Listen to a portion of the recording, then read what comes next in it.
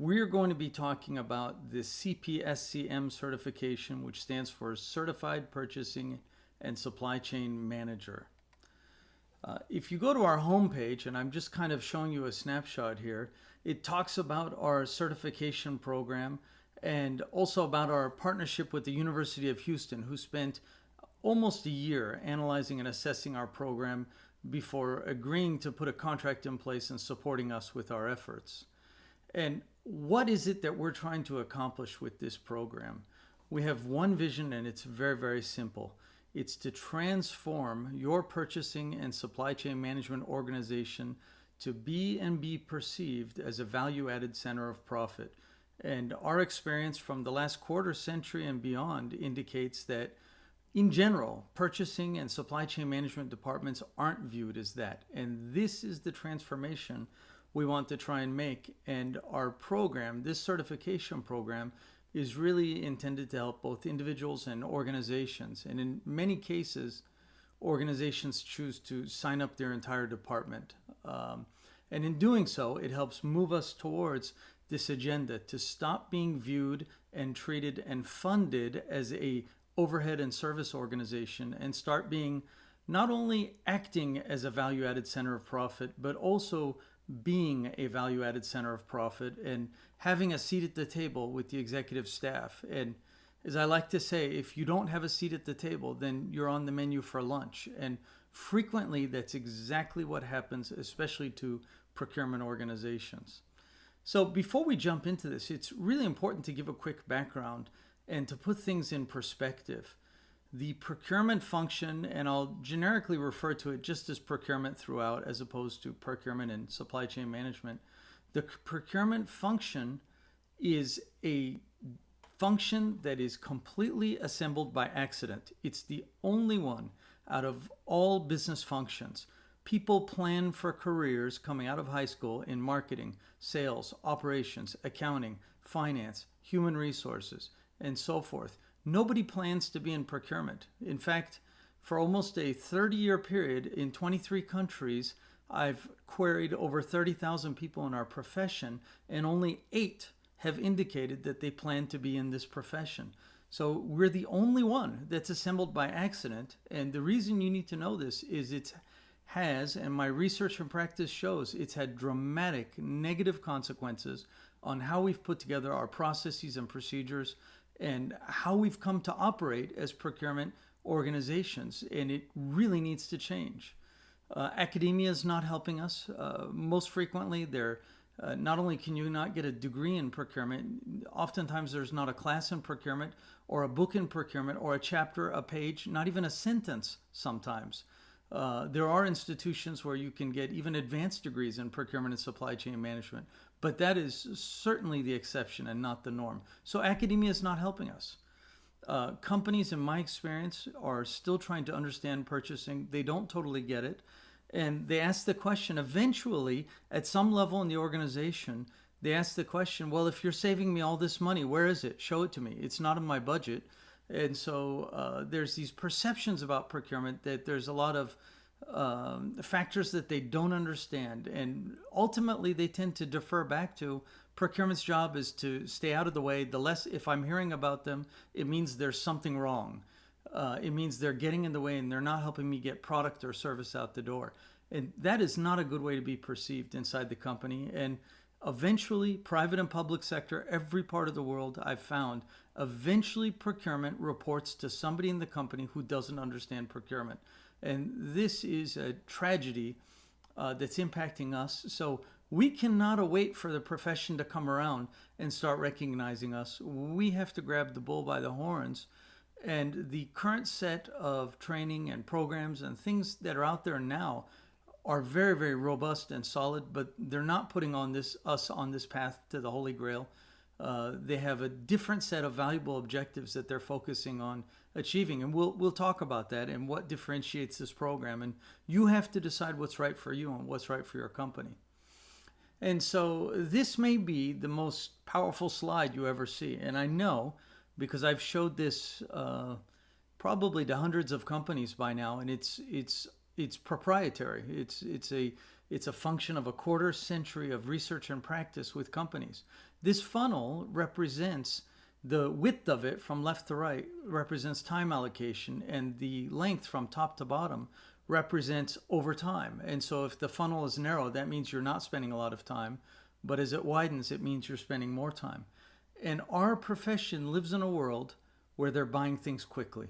And it may or may not include a great acquisition price, which you probably know acquisition price is not a good indication of did you get a great deal. And when you buy things quickly, you're not able to spend much time up front. And that is the reality of our business. That's what's happening everywhere in procurement, no matter where I go. People are being forced to buy things quickly. End users want everything yesterday. If it's a major purchase, it's always an emergency. It's never, sit down and plan and do things right. It's, I need it yesterday, and you're either on board or you're in my way. And there's a red line that gets passed, and that's a very dangerous red line. The day before and the day after a supplier has your money are two very different days. And this consistently gets us into problems. And so you rush into buying something quickly, the supplier gets your money, your bag of tricks is empty, you've lost all your leverage, and then you end up becoming a full-time firefighter. And I know this for a fact from nearly 3 decades of practice as of the time of this recording, that go talk to your people.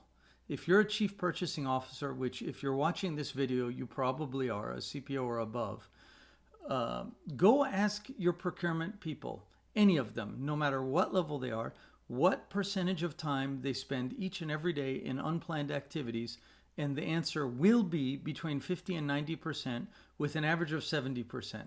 I know that for a fact. And what's happening is when you buy things quickly, you are buying goods and services. Goods and services, and hear me clearly, because I'm the only one who has identified and has been pushing this message throughout our industry. The number one problem with procurement today is that we're buying goods and services instead of performance results. That single factor is ruining our profession. And when you buy things quickly and you end up by default, because that is the default, you end up buying goods and services.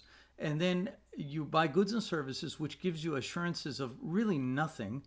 Then the supplier has your money, then the problems start. And when the problems start, you become a full-time firefighter, and almost all of your day gets spent putting out fires. And those fires do not contribute to any individual's performance report or status report in a positive way, or their annual performance report, or to their career path, or in the aggregate to the departmental results. It's never something that furthers the procurement and supply chain department's agenda. It never gets them further ahead. Firefighting helps nobody. The model that I want to get us towards, and the CPSCM is focused on driving this transformation, and there's really no other certification out there that's focused on driving this, is this model that you can see here. And it allows us to focus on strategic sourcing. And please allow me to go through these areas. First, on the left, we're talking about investigative negotiations. And it involves a deep analysis and understanding of why it is the supplier wants to do business with you.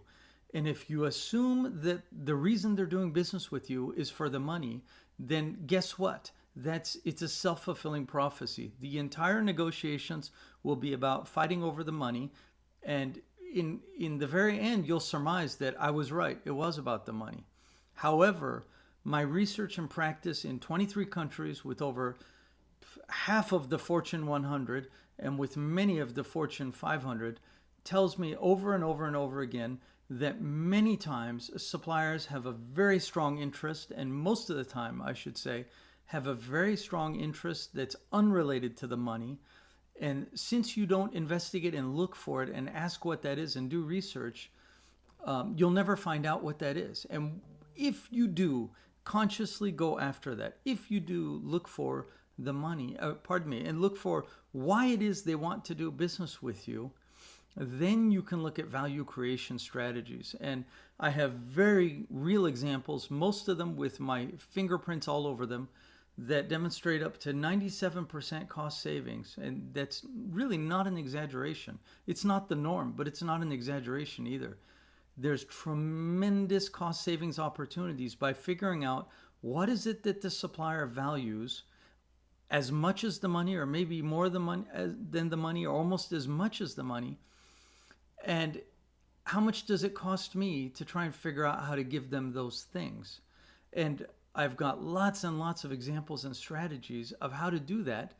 And in doing so, you're making more pies, and you're making the pie bigger, and you're getting rid of this fixed pie bias that it must be about price, warranty, quality, lead time, and customer service, and these traditional things. The value creation strategies you look for will never be on the quotation. Suppliers will never identify, but I teach you how to separate, how to look for three things. We typically look for what the issues are and what are their positions on those issues, but rarely do we look for their interests.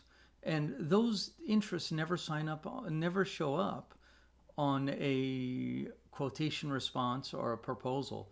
And so you have to investigate those. When you create value, you identify things that you can give away that create value, that cost you little, but for which the supplier is willing to provide dramatic price reductions or whatever else it is that is really a big TCO driver for you.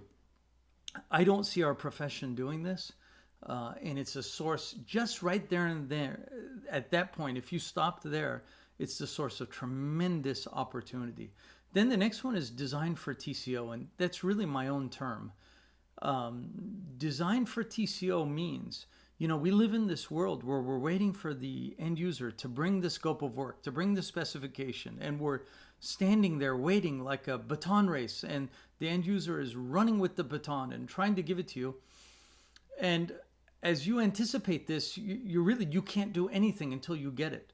The minute you get it, you say, okay, now I'm going to run. I'm going to go see which suppliers. I'm going to prepare my negotiation strategy. I'm going to do all these things. However, my research and practice for the last 25 plus years has told me that on average, every time that baton, the scope of work or spec, gets handed off, and you try to save money based on what the end user provided you, you've lost 18% on average. And the reason is because the end user frequently knows what they want to buy, and they're trained in doing that, but they don't know how to make sure that the way in which they've expressed the demand is cost effective. And so they will very frequently design it wrong. And they'll design the demand wrong so that it's not cost effective. And this frequently gets hidden by the fact that the design might actually work. Just because it works doesn't mean that it was designed properly. And so we look at strategies for reuse, for simplification, for harnessing supplier innovation, for standardization. And these strategies, on average, deliver 18% savings, and sometimes up into the 90s. It's really incredible, and it's huge, and it's eye-opening. And it also tends to improve the performance results, because the more you move away from custom, the more you move away from complicated, the more you move away from dreaming up, your end user dreaming up ideas behind their computer. And that sounds great, and that innovation sounds great, but what it means is you're the first person who's going to find out what's wrong with those ideas they dreamed up. Instead, you move to more proven solutions that can accomplish the stated objectives at a lower total cost.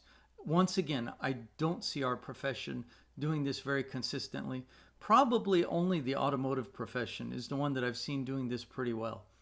Then you get to design for performance results. Again, this is my own term.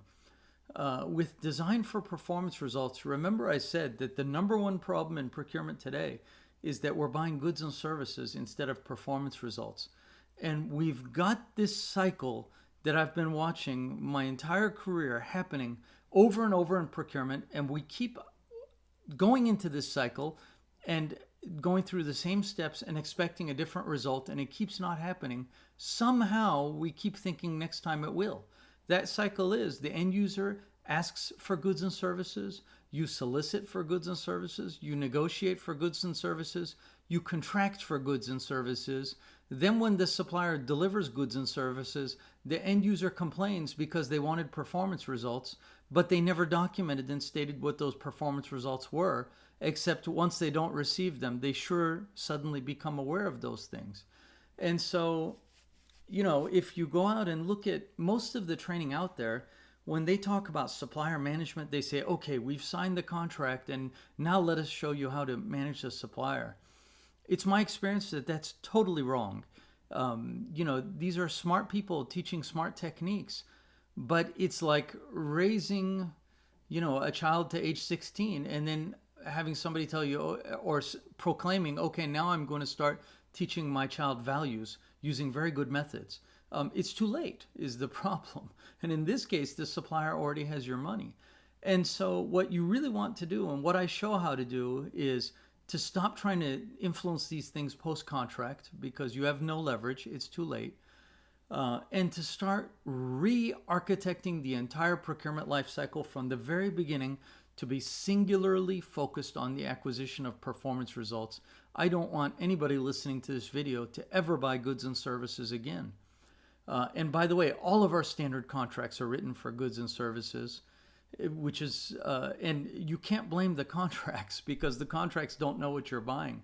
Our procurement organizations have to bring them to life and transform them from contracts for goods and services into contracts, into performance agreements and contracts for performance results.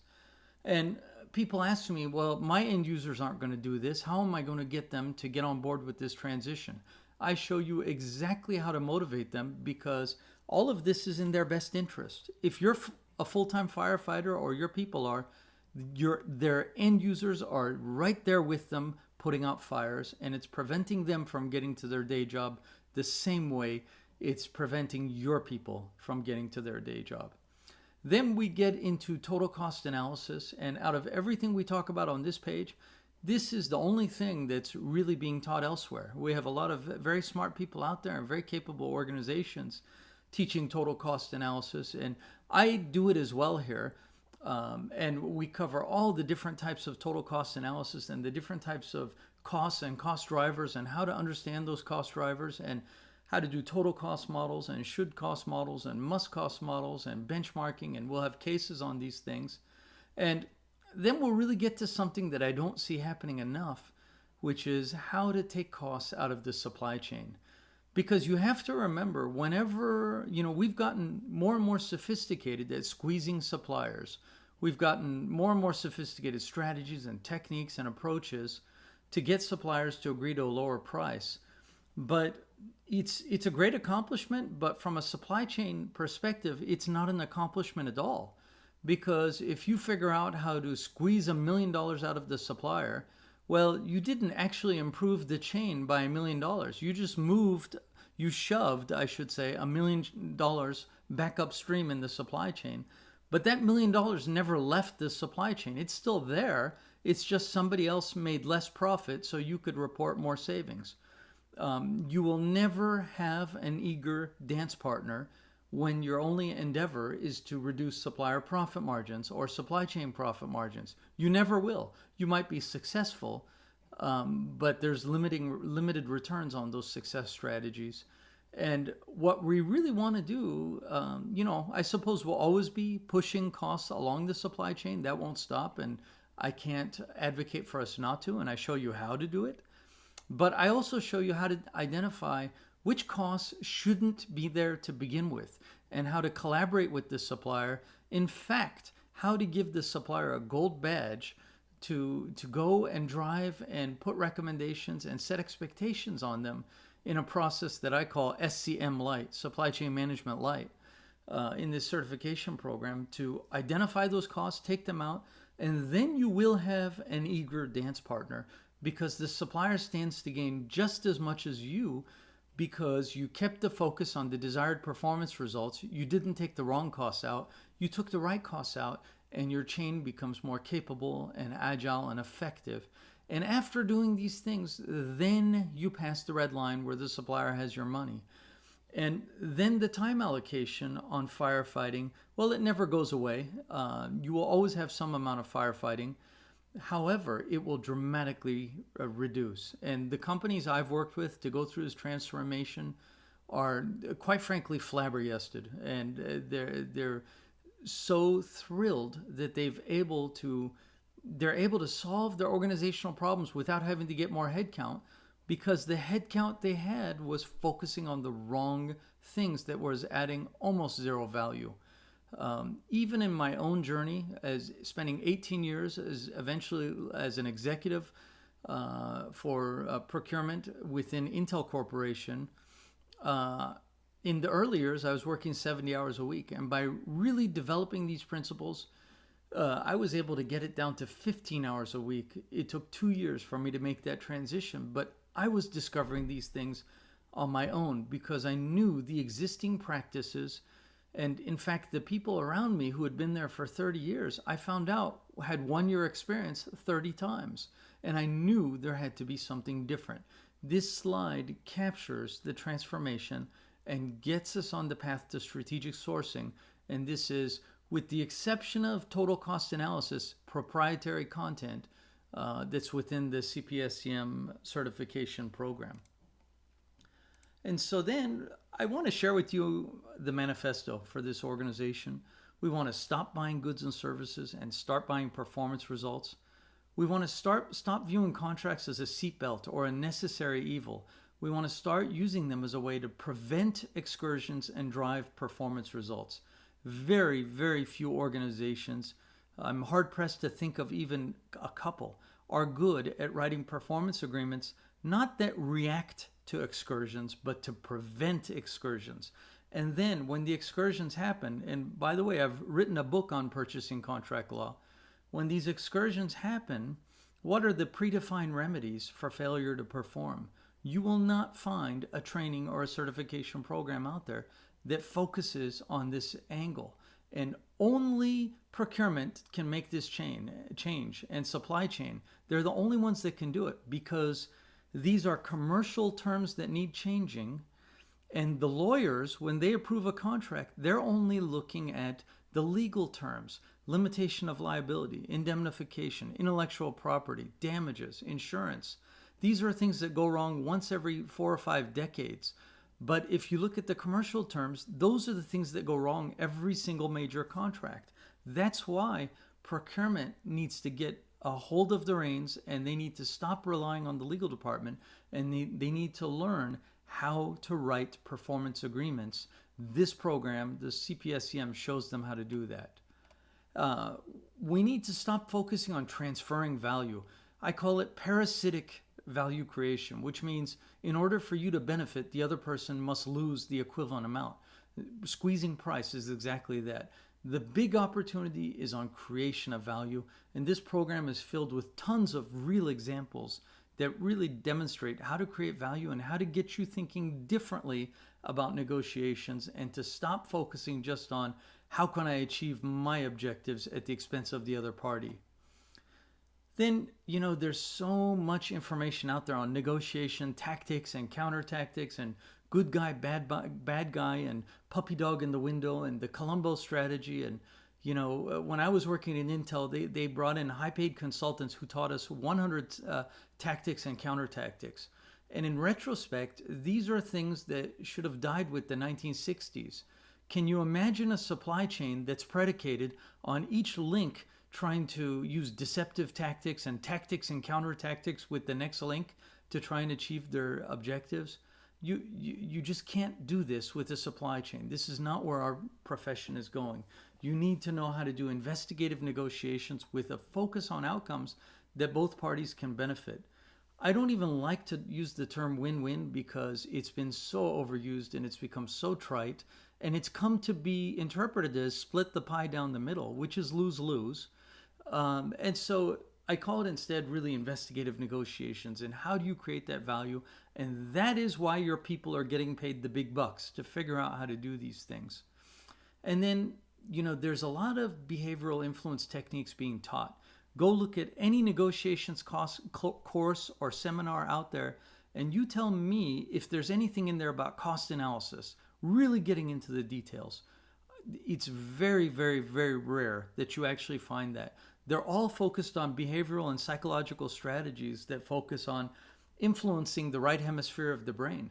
But we all have two hemispheres. You have to influence, you have to build a case, just like a lawyer. Suppliers won't listen to you just because they have to.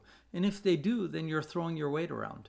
And that's not a sustainable influence model. In fact, that's not influence at all. That's just using authority and position power. And that doesn't work. It might work short term, it doesn't work long term. We need to be using the different types of cost models, and then the behavioral influence strategies need to be not things that paint the supplier in a corner, but things that motivate them to want to help making you succeed and to help them win as well. And I show how to write the supplier's victory speech and how to make them look like a hero in front of their management, because you have to do that. Otherwise, they will view your account negatively, and suppliers know how to get their money back post-contract. They all know how. You cannot be leaving bitter suppliers in your wake everywhere you go. And then stop looking for savings in price. How much profit does a supplier make? Probably plus or minus, 20, 30%. Maybe a lot less than that if you look at net profit margin. There's only so much there. But if you start looking at upstream design for TCO, which is taking costs out of the purchase and even out of the supply chain and collaborating with suppliers, you're looking at 100%, and you're looking at where across all the costs can I look for opportunities to standardize, simplify, reuse, drive supplier innovation, or surgically remove a cost because it didn't need to exist. And for goodness sakes, we have to stop being viewed as a service provider, as an overhead function. If you are wondering why you never have money for training, it's because overhead functions don't get money for training because they're not viewed as the rainmakers. They're not viewed as the ones that bring money to the company. And whenever there's a layoff, that's when you'll find out who is and who is not viewed as a profit generator and revenue generator. And sadly, purchasing can often be on the wrong side of that list. We need to be viewed as a value-added center of profit and strategic advantage to the supply chain. And that's the reason why the CPSCM exists. And, we're getting better and better and better at doing old things. And I want you to pay attention. If you think you're innovating, if you think you're adopting new processes, technologies, tools, pay attention and ask yourself, did I just get more sophisticated at squeezing supplier profit margin? Or did I find out a new way beyond that to look at the whole chain and to look at the whole costs associated with the acquisition? And chances are you're on the former part, where you got more sophisticated at doing the same old things. And it's not because you lack talent or smarts or capabilities. I know that because I work with all the companies, all the big ones around the world. We need to break into new ways of doing things in procurement and supply chain management. Our profession is full of people who landed there by accident, and some of the really experienced ones have not been getting, they've been, like I said earlier, if they're 20 years, they might have 1 year experience 20 times. It's very, very easy to happen in this profession. And so enter the CPSCM program. We've got 12 modules and 18 units underneath them. And it moves from an overview of the overall expectations, and you move through the program like this. You have to pass exams to get through each module. Everything is online. It's 30 hours. Mind you, this is 30 very fast-paced hours. If I was to cover everything that's in here in a classroom setting, it would take about 8 days. And so this is a very fast pace. You'll want to stop, start, re-listen, and you can always keep re-listening. Then we get into purchasing's role, and who is it we're really trying to satisfy? Is it a customer internally, or are they an end user? And is the customer really internal audit and the board of directors, and in the public sector, the taxpayers, or in the private sector, the stockholders? What are the key challenges we face?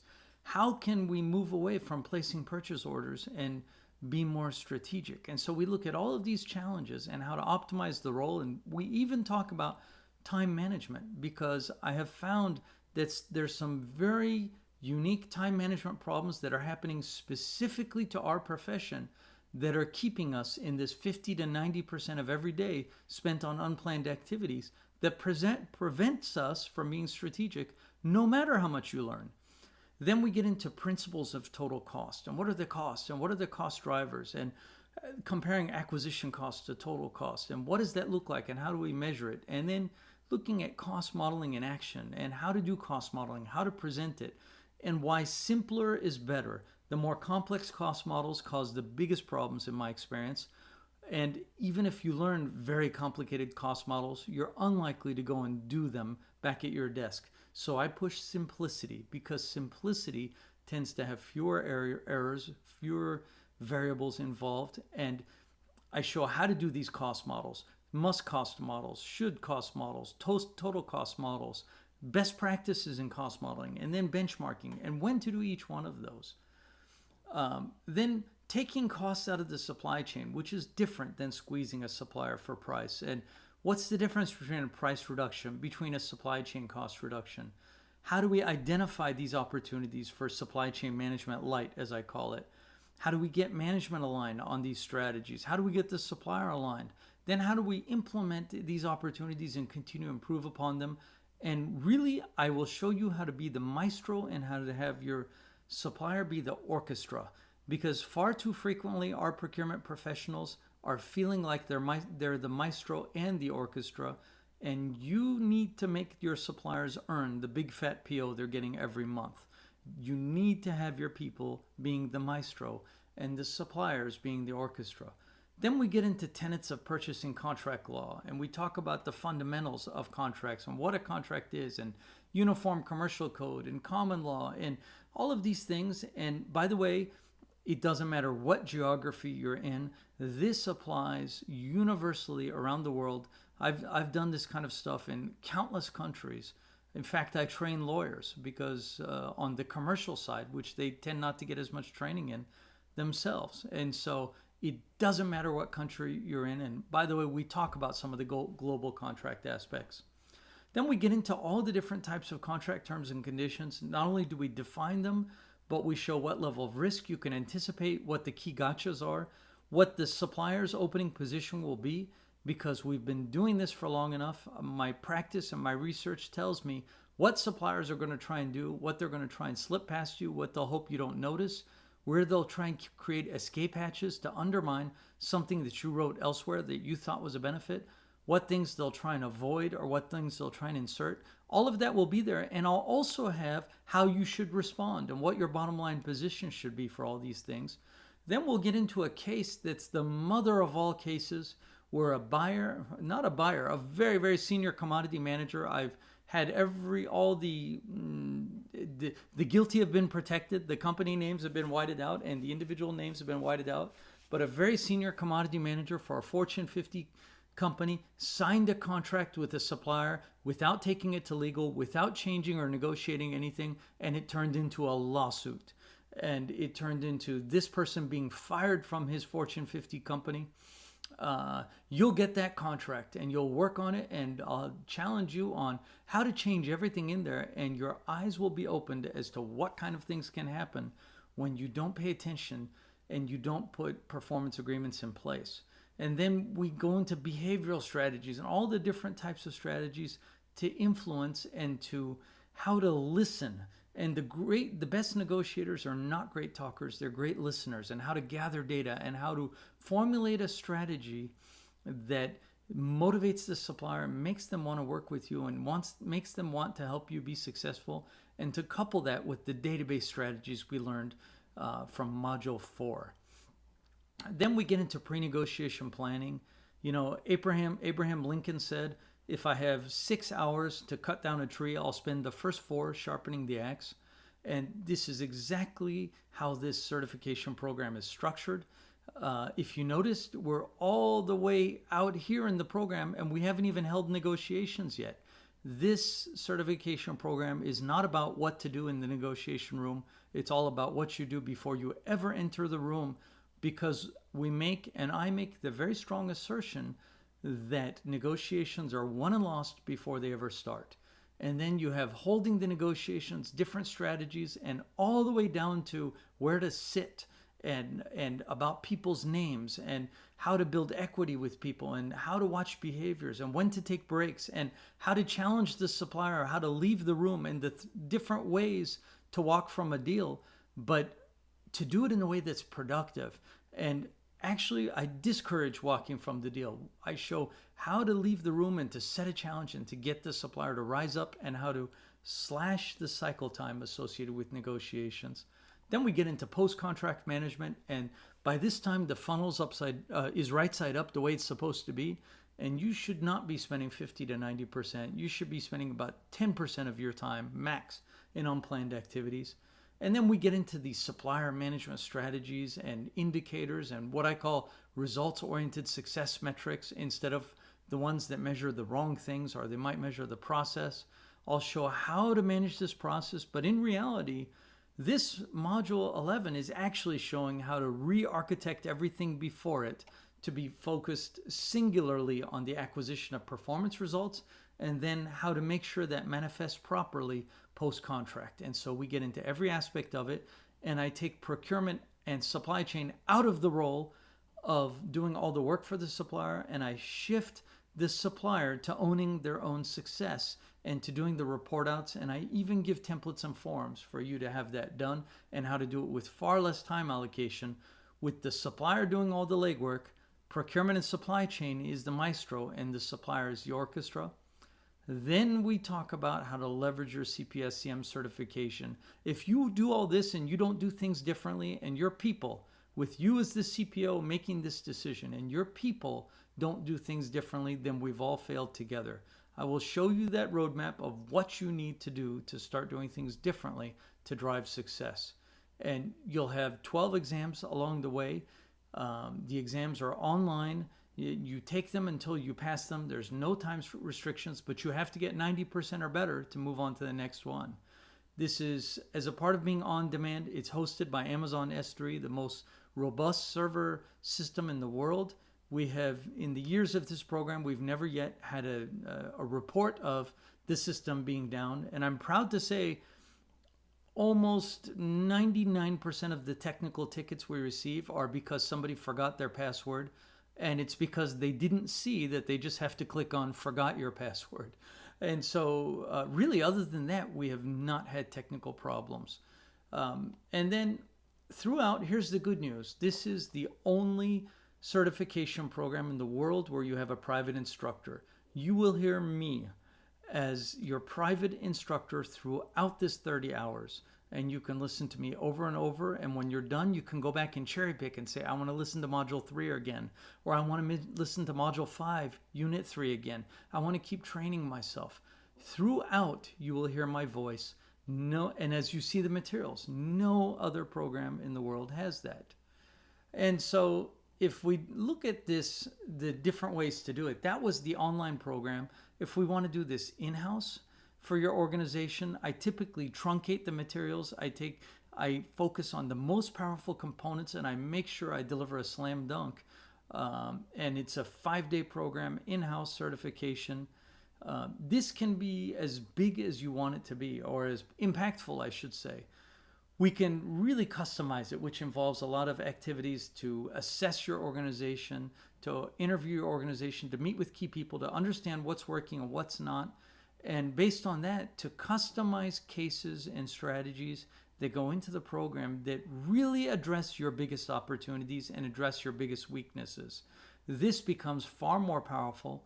And then we can also have the follow-up. And the follow-up means working together to ensure that the right steps are in place following this. So it may not be me who does this. If you want me, that can be contracted for. Otherwise, it'll be one of my consultants. And we have both the pre-process if you want it, then the actual delivery. If you want it to be customized, we can do that with that pre-assessment process. And then the follow-up is to help clarify concepts, to find out what your wins are, and let's capture those. And then where are you stuck and how can we coach you? And then also there can be the development of internal black belts. Do we want to identify people in your organization who we want to invest in and to make stronger and stronger in these things? And they get coached by my organization. And as they get better and better, we disengage more and more because you don't want to be reliant on me or my organization. You want to take your organization to the next level and be able to sustain there. Some companies like to do this in concert with the online. And so we have many contracts like that, actually, where we come in, we do the face-to-face training, and then we also give them online access. And it gives you something after we're gone. And if it happens to be me who's delivering this certification session, you have the added luxury, perhaps, of also hearing me being the one who's delivering the online program. And so you have some level of continuity there. And for those organizations, we have quite a number of them, actually, who've decided to have their entire organization their entire procurement organization get this capability. Of course, we offer group discounts and we have group packages, but you have to ask for those. We don't have a pricing list on there because every single deal is a little bit different. But one of the biggest benefits is you have a standard capability established. Anybody that you want to bring on board, then you just have to give them access. We get you access for that person, and then immediately you can get them up to pace with where everybody else is. The same terminology, the same strategies, and it's much more cost effective than outsourcing all of these things. And you're getting really a world-class program here. And then, as I said, this new hire integration becomes very, very easy. And so take a look at the last 6 months and who's signed up here. And look at the people who've come on board in the last 6 months. It's really quite incredible. And this is not just one person signing up for the certification program online.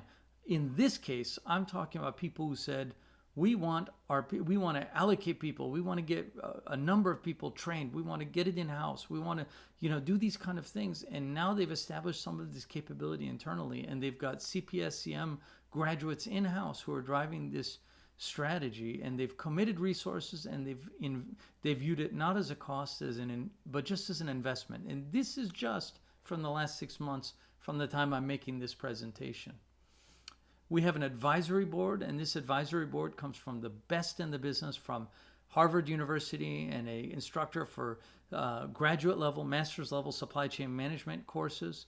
Then we've got Senior Vice President of Supply Chain at Google, the President of the California Public Purchasing Officers Association, so the public sector, the Chief Purchasing Officer for the largest company on earth, Foxconn, Chief Purchasing Officer for Washington, D.C., and an affiliate president for the Institute for Supply Management.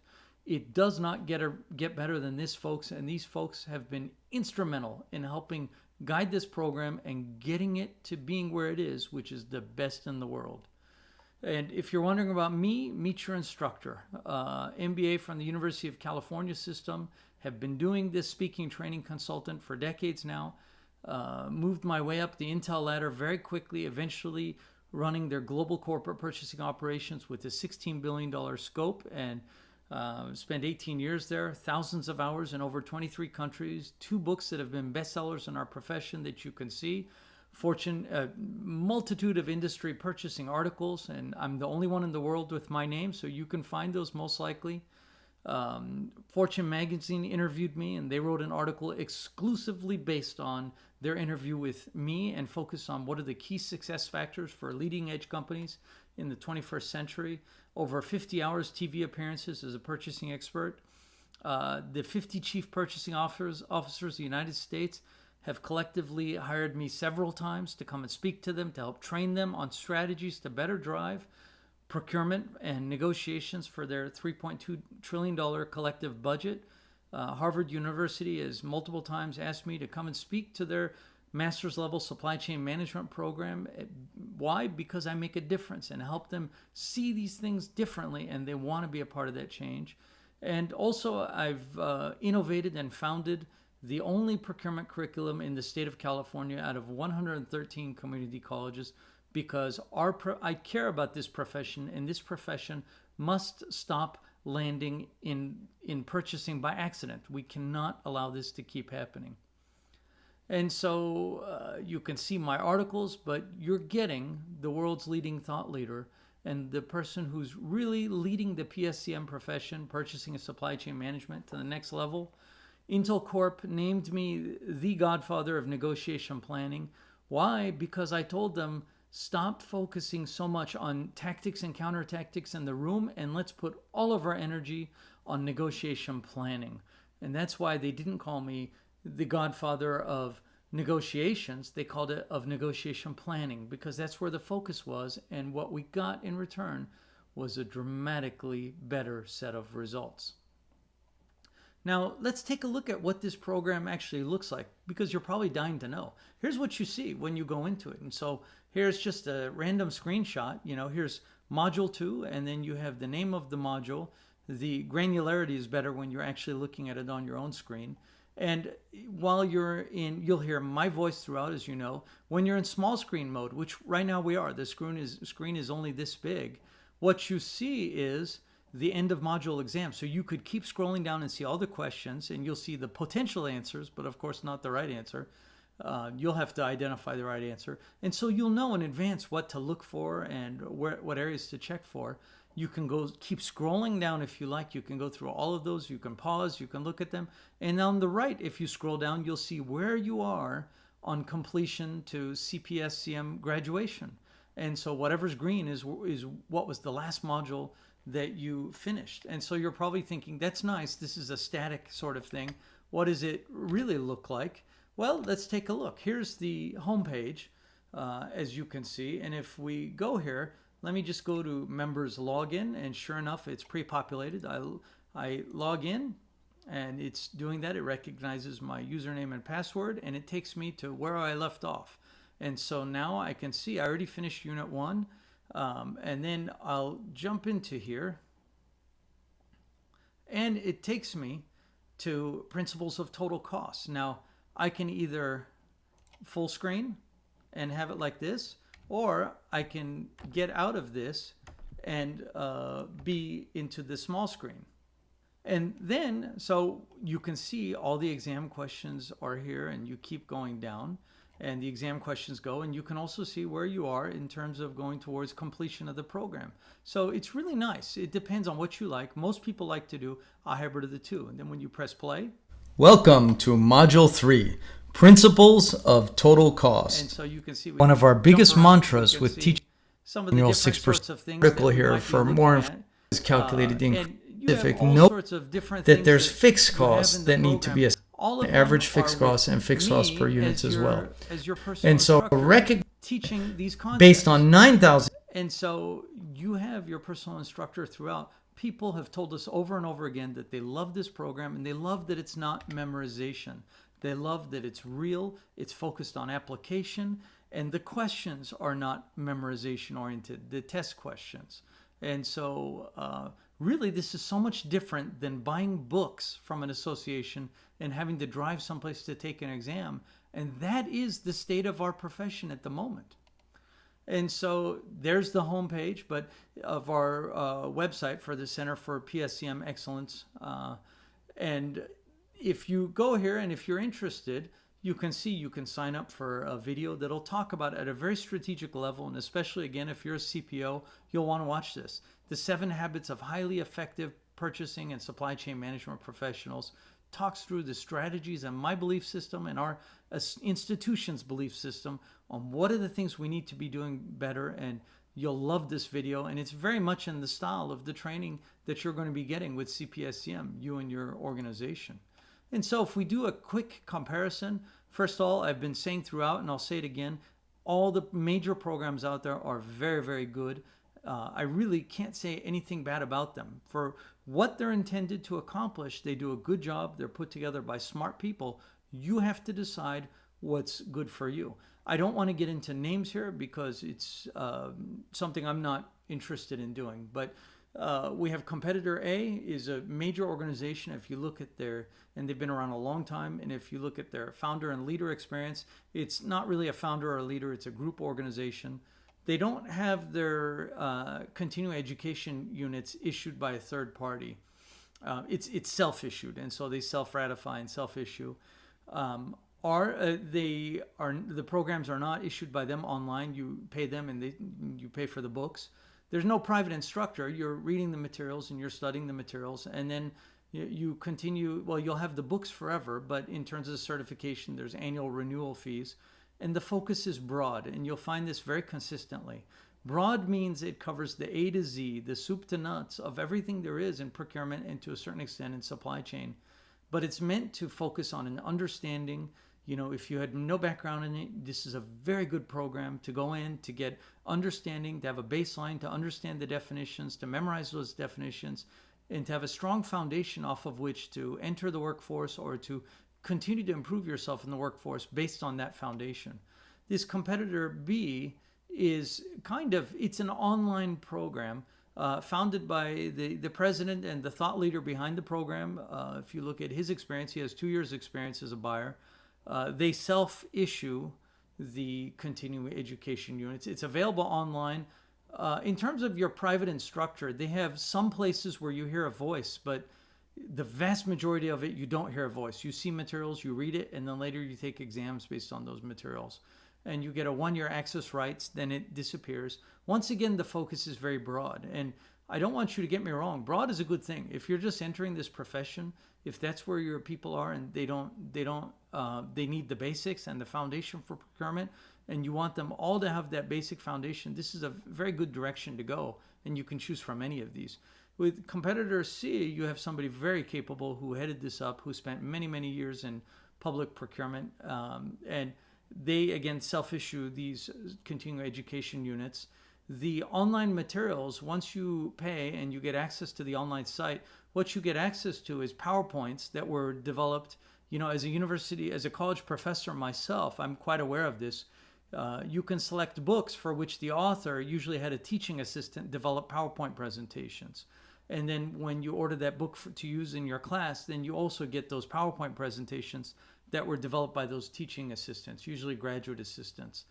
So this certification program, this individual took many, many different PowerPoints that come with university books and then put them together, and for each one of them called them a certification program. And they have probably about 15 or 20 certification programs. Each one of them is a very, very large set of university standard PowerPoints that were issued developed by graduate assistants for those particular books. And so you get access to those PowerPoints, you can read those PowerPoints, and then you take exams. And usually those exams also involve a written component, and it goes to that leader, and then he grades those, and then you pass or fail, and you must continue until you pass. It's not a private instructor per se because it's self-taught and you're going through the PowerPoint presentation, and you do get permanent access to those PowerPoints. And once again, it's a very broad focus. With the CPSCM, I think you know about my background, and then you know about the advisory board. We do have third-party Ceu Issuance, and we've gone through different institutions to do that, but we always focus on the latest and greatest. It's available online, absolutely, as you know, it's online, it's on demand, and you have your own private instructor. It's the only one in the world that has your own private instructor, globally recognized expert, Fortune 50 executive. We give you 3 years access rights with no annual fees. We don't like to take money from you after you sign up front, and that's a big difference with us, actually, because with many programs, you really need to ask about fees over time, and be sure to do that. And we have intentionally, by design, not done a soup to nuts and A to Z focus. The advisory board and my own research and practice have really helped us focus on the number one areas, the Pareto, the areas that make the biggest difference in careers and in procurement departments, and take us from good to great and really help further the vision of making procurement and supply chain a value-added center of profit inside the company. And so anything that didn't contribute to that, we didn't want to include. We wanted to have a much deeper focus than anybody else does on the areas that were critical to us and that really are very, very proprietary too, as I showed. And so you're getting access to decades of research and practice.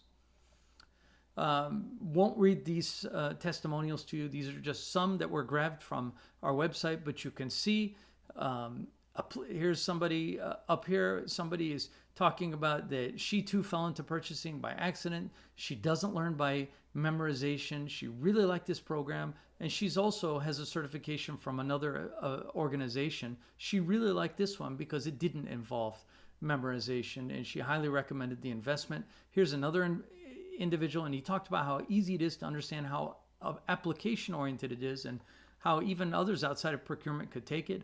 Here's somebody who talked about from MasterCard that he was able to go into the biggest negotiation of his life and get some incredible results. In fact, I gave him some personal coaching in advance of that to really help him get that, because it was such a big deal, and he invested in the program too. Here's another individual. He said the best investment he's ever made on his professional and personal level. Here's another one, truly incredible investment in his career, the art of negotiation as its best. We've got endless people who are just thrilled with this program, and we're really looking for the people who want to do things differently to come on board, and the companies. And so, won't read this slide to you again, but I want to remind you that I can pretty much, not knowing who you are on the other side, I can pretty much guarantee, if you're a chief purchasing officer, your people on this left-hand side, show them this graph, let them listen to this video. They'll tell you. You don't need me to tell you. They'll tell you, we live on this left-hand side. I want you to get over to the right, because I want this profession to get better. And we need to be recognized as the real value add that we are. And so this is your challenge. I'm presenting a challenge to you. And procurement professionals, in fact, this should be alarming to you.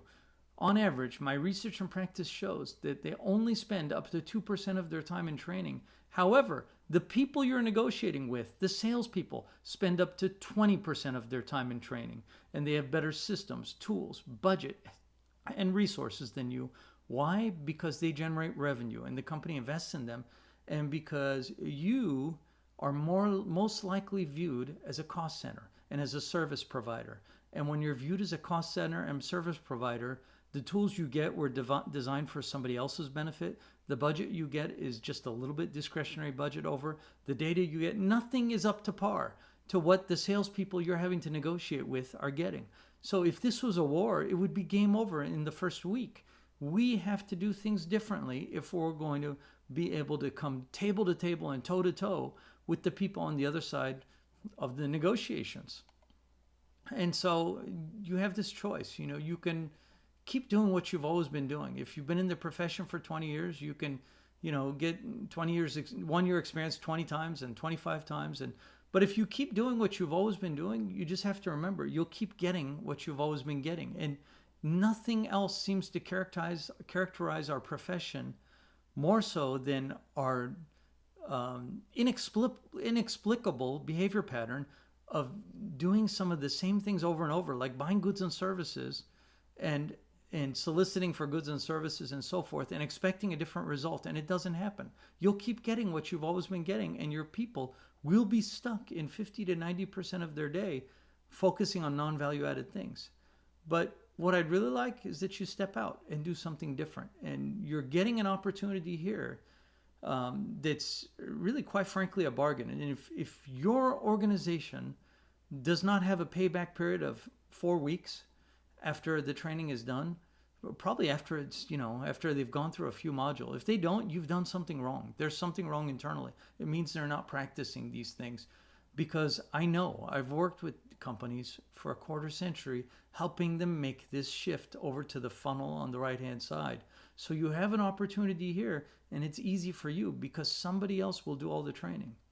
And so the business opportunity, we're in this fishbowl on the left. We're viewed as an overhead service provider with human resources, finance, accounting, payroll, and legal.